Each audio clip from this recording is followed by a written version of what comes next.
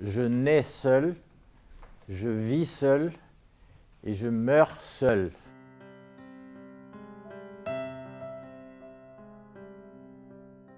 La solitude est en fait un état.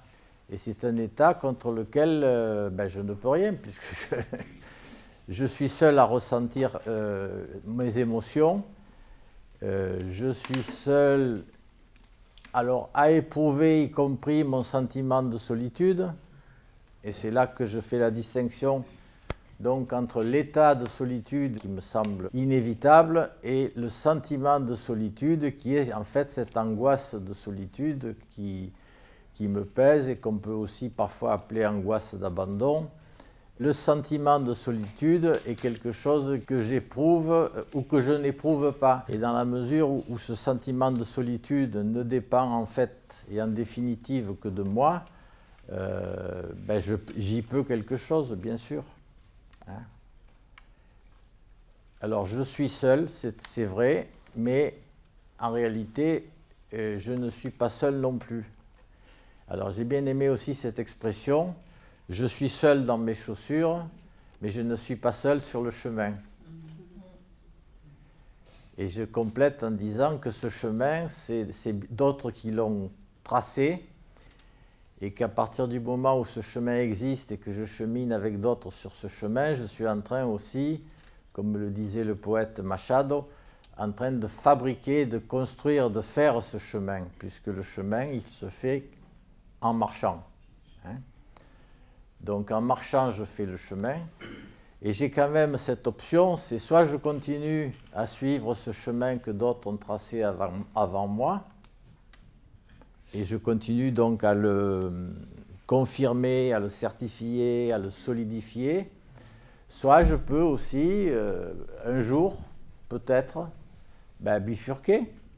Mais je ne suis pas obligé ni de bifurquer, ni d'y rester. Hein, ça dépendra un petit peu de ce que je crois juste à ce moment-là. Mais j'ai ce choix.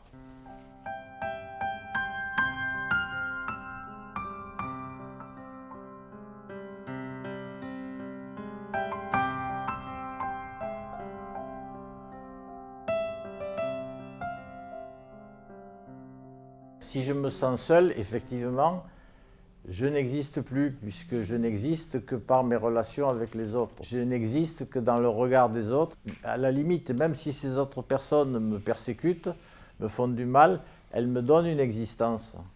Hein?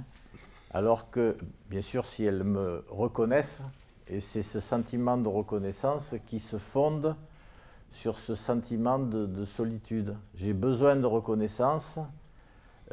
Lorsque j'éprouve ce sentiment de solitude et d'être inexistant, d'être rien, et donc j'ai besoin effectivement de cette reconnaissance. Le besoin de reconnaissance est en fait pour alimenter le sentiment d'exister, qui est aussi un sentiment. Mais je peux aussi ressentir cette existence autrement. Je ne suis pas obligé de soumettre la sensation d'exister à un besoin de reconnaissance.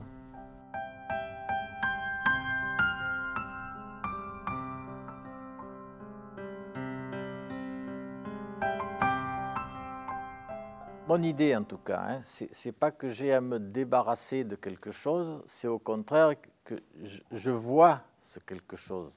Parce que je ne peux pas me débarrasser de ce que j'ai vécu. J'ai, à mon insu, une mémoire à la fois cellulaire et une mémoire, enfin, on va dire intellectuelle, qui me façonne. Hein. Donc c'est plutôt de reconnaître que j'ai été prédéterminé en quelque sorte à penser d'une certaine manière, à voir les choses d'une certaine manière. Et à partir de là, c'est simplement par le fait que je vois que je suis prédéterminé que je peux espérer voir autrement. Voilà. C'est-à-dire que ce passage par la conscience, je ne sais pas comment l'appeler, ou la lucidité, ou la compréhension, me semble un point obligé. Voilà. Et il me semble en plus que je ne peux pas, une fois que j'ai pris conscience, continuer comme avant. C'est encore plus puissant que ça, quoi. C'est pas en disant « Ah, j'ai fait comme ça jusqu'à maintenant, mais c'est pas bien ce que j'ai fait, je vais faire autrement ». C'est pas suffisant.